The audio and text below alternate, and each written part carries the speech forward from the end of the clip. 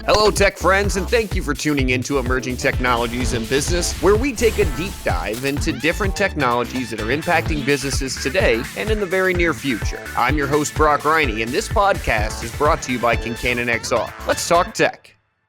Hey, everyone. Welcome back for another episode. Today, we've got a great episode. We're celebrating our 1-year anniversary of being a podcast for Emerging Technologies in Business. And with me is our producer, editor, and really all-around fixer, Matthew Carrier. Matthew, thanks for being here. How are you today, bud? Great. Thank you I'm just super excited. We made it a year, right? That's awesome. Congratulations again. I know. We got to celebrate our 50th episode. Now we get to celebrate 1 year. And so excited. I'm proud of you. I think it's very incredible that we've been able to do this for this long. And yeah, man. So congrats as well to you.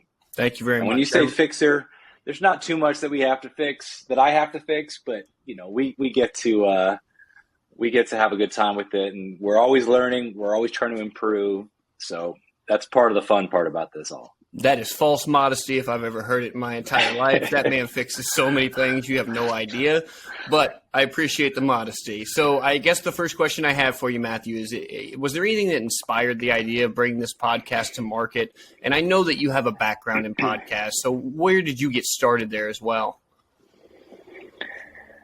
Yeah, I think I got started in podcast world when it was kind of the up and coming, you know, it was like, this is what everyone was starting to shift to is podcasts. And there was definitely a big bang of everyone trying to get to the front of doing podcasts. And what happened is I think a lot of people didn't realize how hard it was to do a podcast. And there are so many more tools today that there weren't when I first did my podcast. Absolutely. And so I would probably realistically spend about 8 to 10 hours a week per episode to get it done.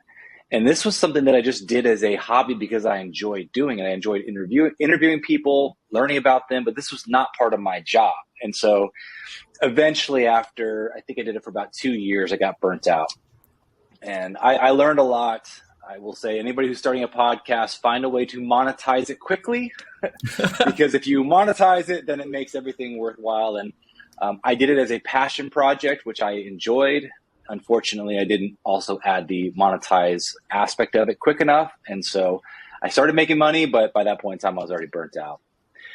Let me say quickly to answer your other question about emerging technologies. I do believe that for brands that want to be seen and that want to be looked at as authority in a particular industry, I think producing content of any kind, releasing content allows people to know who you are and build a trust for you that you actually know what you're talking about. So because you know ConcannonXR are a bunch of experts that know what they're talking about, but how do we let people know about that? Right. And so any new company, it's about how do you build a brand and bring awareness to your product. And you know, thankfully you were willing to do it. And here's 1 year in, what are we at? 60 something episodes? 66 now, I think, something like that. 66. Yeah. I mean, it's incredible. And I think, there's so much value that you're bringing to each episode. So appreciate that for sure. I will tell you this. So the fun thing is that both of us have done podcasting in our past. Like I did one, I want to say at this point, gosh, I'm dating myself 15 years ago, really well before podcasts became popular. Granted, it was about fantasy sports and things like that. Just like you were saying, it's a passion project, right? And we did the same thing. We didn't get to monetization quick enough, and we all got burned out. We all had real jobs, and it was just hard to have 4 different people show up on the same day every week because people got families or we all grew up and everything else happened. And if we would have stuck with it, it's kind of one of those what if moments in the back of this world, like what if we did figure that out? Because then you see something like Barstool Sports who gets sold for billions of dollars to a gambling company. So I love your advice there. Monetize early. That way it also makes it more worth it for you, Yeah, and you can start hiring out a team and actually getting, some of the pieces that you don't enjoy doing Right. I don't know of anybody that, and again, there's tools today that we can actually talk about, which tools are out today that you can do a one-man project, and it is a little bit easier to produce a podcast episode. But I was editing everything in Logic Pro, taking out every space, everything, every line. And that was the other thing that I learned also. This was before Joe Rogan really kind of blew up in his format, is that a lot of these productions, we'll go back to I think, NPR, when they were putting out pretty high quality podcasts, they were professionally produced. And so I tried to match my quality with that. And as my background in sound engineering and producing music, I knew how to edit, but I would edit everything and it sounded incredible.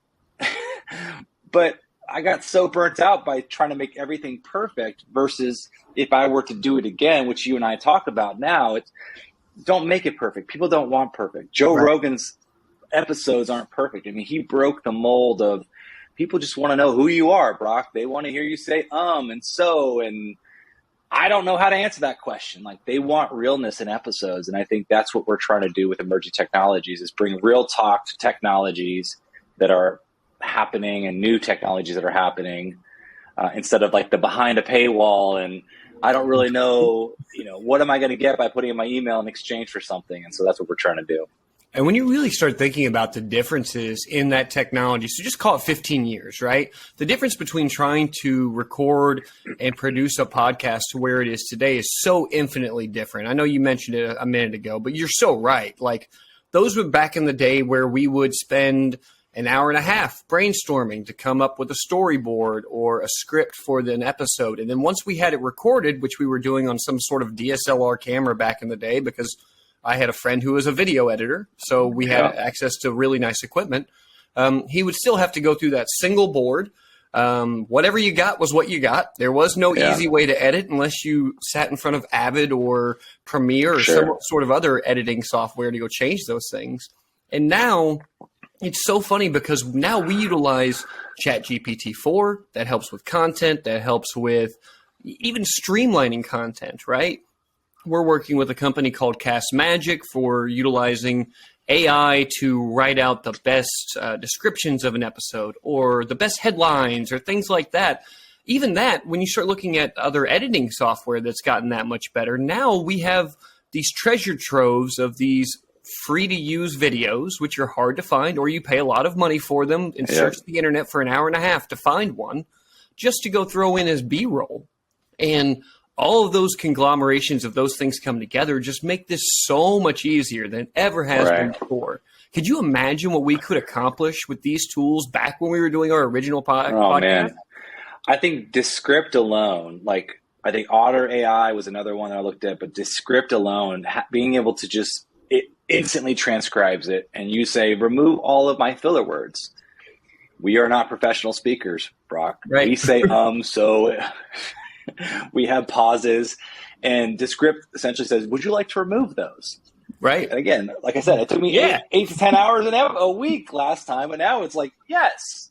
And then we take that, we export it. We can add overlay from stock videos that are now out there. There's AI that says, type it in. This is what I want. And we can fill that in. And so all of these things are necessary to create captivating and good content. And I'm so happy that you and I are in right now the middle of AI just blowing up, and we get to try all these cool tools to help our streamline our processes. And I think it's a lot of fun. Absolutely. And that's been the funnest part so far. AI has just been such a whirlwind of helpfulness. But let me ask you this question too. So we've heard Elon come out. We've heard the Woz from Apple come out and they say, hey, we're going to talk about 6-month pause on this stuff. How do you feel about it? Well, I do trust. Man, that's a good question right? to talk about here on a podcast. But I did have. True story. I did have an opportunity to meet Woz, and he was one of the most genuinely nice people. Complete opposite of a Steve Jobs that I would assume. I've never met Steve Jobs. Every book that I read about him, complete opposite. Really sweet guy. I read Elon's book, and Elon is more on the Steve Jobs side. Elon is a competitor. I feel like Elon is somebody that wants to always be at the top and wants to win. And so to have someone like Elon say, we need to put a pause in that, in my brain says maybe he's trying to catch up. Maybe, yeah. But then you throw in someone like Woz there, and it's like, oh, maybe there is something here to this. Right. So I'm not smart enough to answer your question because I don't quite know what the risks are or what they are seeing firsthand of what AI is capable of doing. I don't know the answer to that. But right now, I don't want them to pause. I want them to keep going and keep seeing where this thing goes. So that's my answer for you. Yeah, I think it's a Pandora's box, realistically, at least my opinion on this, right? Once we let that cat out of the bag, there's no way to put it back in. And that's the scary part. And I think that's the reason why they've put out that pause specifically for that reason, thinking that machines learn faster than we ever could, obviously. We are not necessarily the alpha species if we release to that area, and that's kind of a scary thing, realistically. But at the same time, I do love that it's made everything a little bit easier along the way. So I think rules, regulations, things like that are going to have to be implemented, and I get why they're saying that, right? We don't have those things implemented because it's brand new. We had to do the same thing with the internet back in the day, and I think it's going to follow the same formula as the internet did when it first came out, right? There's going to be this huge boom of people, and everyone's got a solution that utilizes AI. And we're going to find that most of those either get eaten by something else, they get absorbed by something else, or they just don't work. And then we'll see a clear throughput probably 2 to 3 years down the line. At least that's my guess. Yeah. I was trying to remember the book that I read recently, which was fascinating. And it actually talks a lot about new innovations and technologies and how oftentimes it's the Wild West when a new technology is released. And so, I mean, AI is not necessarily new, but what is happening in AI is very new. And this book talks about what happens is there's a release of this new technology. And then there's the bad people, right? We'll just call them the bad people that come in and are like, how can I use this technology for evil? And we've seen it in cryptocurrency. We saw it in NFTs. We see a lot of people scamming a new technology that was happening. Well, then what happens is then there's this, okay, well, now we need to put a box around this. Here are the rules. This is what you can do and this is what you cannot do. But unfortunately, until a new technology is released, there's no way to anticipate what that box needs to look at because it's a new technology. I think it's going to happen with AI. I know that they say, well, you can't stop it. And I have a hard time thinking, like, I don't live in the Terminator type of world where I think that it's going to be uncontrollable. I do think we're going to be able to control it, but I could be naive as well. I don't know. But I think once we understand the evil that can happen with AI, I believe that there's going to be a box that's going to come in and be put around it so that there's safety regulations. I think it has to, right? Because this is just my opinion, but if I were an AI computer and I was looking at all the things that are wrong in the world, they all come back to humans, realistically. Exactly. And the elephants aren't the one that are polluting the planet or anything like that. So I could see where they're like, oh, well, this makes sense. If we eliminate the humans, we eliminate the problems. We're not going to have global warming or anything else going on anymore. That's the scary part that I think everybody's involved in. But anyway, let's get off that topic. I think the book was called Life 3.0. I believe Life 3.0. I think that is the book that mentions that. So it was either that one or The Future is Faster Than You Think. One of those two books blew my mind about all this modern technology. So that's my book plug for you guys. I love it. Yeah, Matthew is diligent about reading books. What, you read 2 books a month? Is that what it is? Or 1 book a month? I can't remember what it was. Yeah, I was doing about 40 to 50 books a year. Yeah. So whatever that kind of comes out to. Yeah. About 3 to 4. Yeah, 3 to 4 a month. Yeah. Matthew's all about books. So anytime we get good information from him, it's always good reads. So go look that book up. What was it called one more time? Third Life? Life 3.0. Okay. Or it's The Future is Faster Than You Think. And that book is that book really kind of makes you step outside of, we were like, oh, it's cute. AI is cute, or virtual reality is cute. This is talking about like, no, we're talking about transporting people to different places with it. Anyways, we can talk about that at a different time. Yeah. Read the book. Yeah. So over the last year, have there been any favorite episodes or moments or guests that you've had over the show that really just kind of stuck with you? You know, one of my favorite things is how Brock comes and he's like, this is my idea for this episode about Halloween, or this episode about my favorite was the most recent one. I got to say the April 1st one was brilliant. So I'm not going to say what it is. I want people to go find the April 1st episode. Yeah. That one just, I was entertained the entire time. The other one obviously is the, what's it called? The art of sense. A sense of smell. Sense of smell in VR. I mean, as a kid staying home from school, and Emeril Lagasse is in the kitchen, doing the bang thing. And, then there's all these competition shows and all these judges get to try these delicious foods. And I'm like, I wonder what it smells like in that kitchen. The future is faster than you think. Hey, there you go.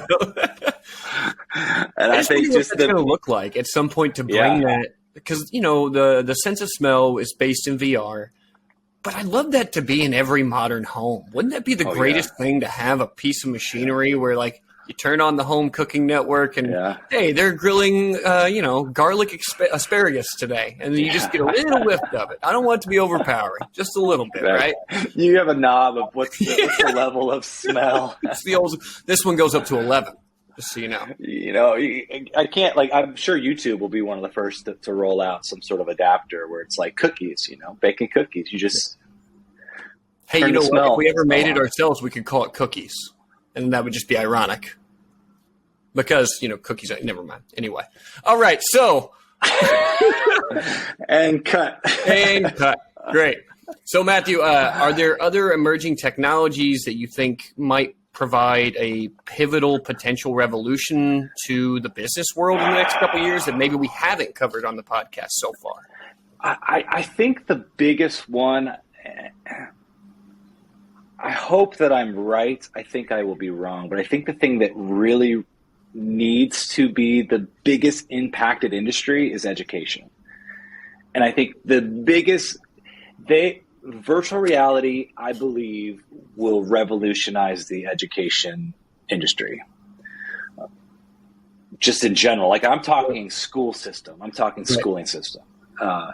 We've already seen that VR helps like people with VR training learn 4 times faster than non-immersive training. Right. Does.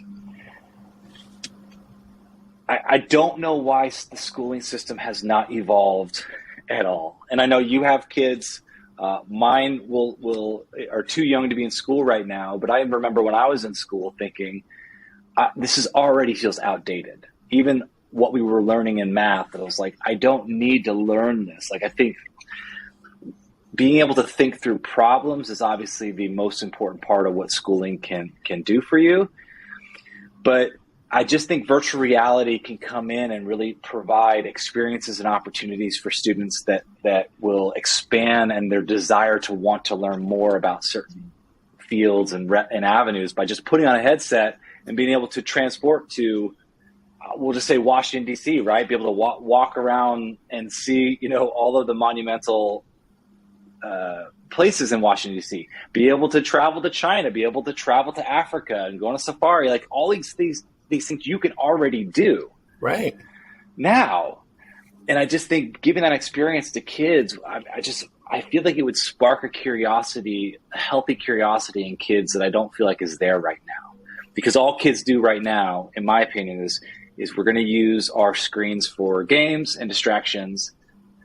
And I just wish we got back to some curiosity, curiosity and learning, curiosity and trying to discover more.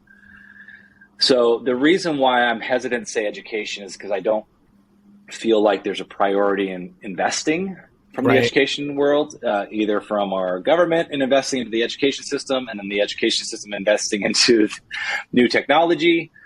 But that is my hope. That is my hope, that by the time my kids get to school, VR is implemented into training. And I think that we've seen that, though, right? We've even seen companies who utilize the gamification version of VR to help teach their employees. So why aren't we utilizing that same thing with kids? Imagine how much more fun that would be for kids. Like, okay, we're going to transport you into downtown Rome. You need to go find these 5 locations and take a picture with them. Once you're done with that, come back to home base. We'll record everybody's times. That just makes it fun. Right. And then they know what the Leaning Tower of Pisa actually looks like, or what the Colosseum looks like, because they went to go find it. Like, I know what that looks like now. Right. That's kind of blowing my mind too. Now they've done a little bit of updates in the classroom since probably we were in there. Like, there's not necessarily blackboards anymore. Almost everything is all either these whiteboards that they can write anything on that can then transfer things to kids' devices, but they're still using books, which blows my mind. Like, who has a hit contract out on these schools to make them still buy these books that are $180 a piece? It doesn't make any sense anymore. Like, why not just hand every kid a Kindle or something? I don't know. Like, that doesn't make any sense to me. And of course, then books wear out. They're paper. They're only good for 1 or 2 years, whereas you could very easily push another update or just assign every kid an iPad. They can draw, write, do whatever. Like, you want them to show their work, give them a digital means to do so. Talk about technology that you should have implemented 10 years ago. 10 years ago. Yeah. Like, that's the crazy thing, but it's still not there. I mean, we know government schools are underfunded. We know that, right? But there's got to be, if we can send a ton of money to another country, we should be able to put that inside of our school system as well, at least my opinion. We align. Yep. Yeah. So, question for you, especially because you've had so much background in podcasting, if there was someone who wanted to start a podcast, is there any advice that you would give to them, or any stumbling blocks that they may have to overcome that you have some advice for? I know you asked me this the last time that we talked, but I think it would be great for them to hear what your response would be. Yeah, I have 3 that kind of is in top of my head. Plan out 10 episodes, at least 10 episodes. Plan them out. Title, description, or if it's a interview, have 10 guests that are going to be on there. Because if you don't plan for 10, you're going to get to episode 3 and want to quit. Right. It's going to be hard. You're going to watch them back and you'll be like, that sucked. Yeah. If you don't have a lot of experience interviewing people, it is hard. Oprah makes it look easy. It is difficult. So plan out 10 episodes and commit to yourself saying, I will do at least 10 episodes. And I made this comment last time. There is that famous saying, there's a graveyard full of 3-episode podcasts, because once you get past 3, you're like, okay, now I'm starting to feel like I'm in my flow a little bit more, but it's still hard. I mean, I would always tell you, I'm like, Brock, let's get to episode 50. If we get to episode 50, we did it. We did it. And now next goal is let's get to episode 100.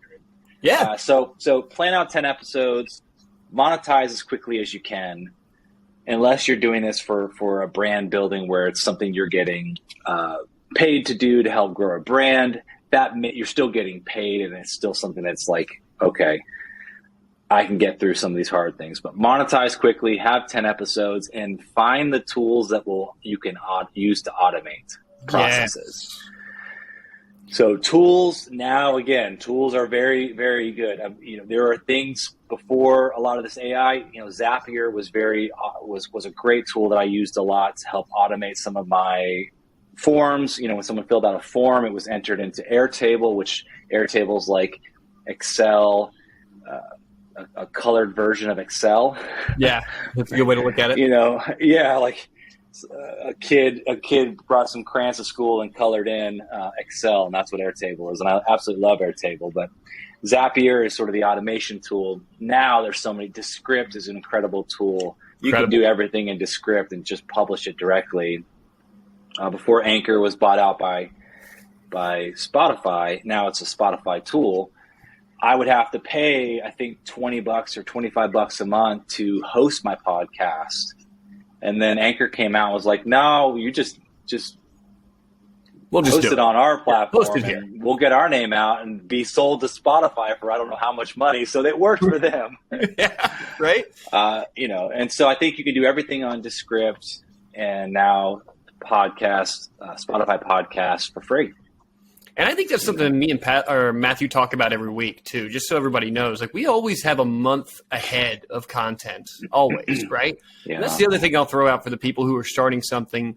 Don't release your first episode right after you record it. Don't do that to yourself. Record 5 to 10 episodes and then release your first one so that you give yourself that time to catch back up and continue to have those upcoming episodes that are still going to be good quality, because if you do it the other way, you're going to be rushing, and then you're going to be trying to get an episode out on a Monday that you're recording on Sunday evening and throwing it over to Matthew's calendar, asking him to edit it, and he's going to tell you no. Like, your producer, your editor, they're going to tell you no. Yeah. So just heads up on that. And then I guess, Matthew, last question for you. Looking back on the past year, producing this podcast, what are you the most proud of? Are there any goals for the future of the show? Yeah, I'm most proud of the fact, and I'm being honest when I say this, and I think this is also another good lesson for anybody wanting to do a podcast, is you approach things in a very humble, maybe humble's not the right word, but you're willing to learn. And sometimes the feedback can hurt, but you're saying, I want the feedback. How do we make this better? How do we keep making this? Because we have great content. How do we get it out to people? Right. And I think the ability I'm most proud of the fact that A, we've gotten this far, and B, that you still receive feedback even at this stage. Appreciate that. Thank you. We're working on we've started adding an intro to all of our episodes, because you got to know what you're walking into as a listener. And then we looked at those intros. We're like, are they interesting enough?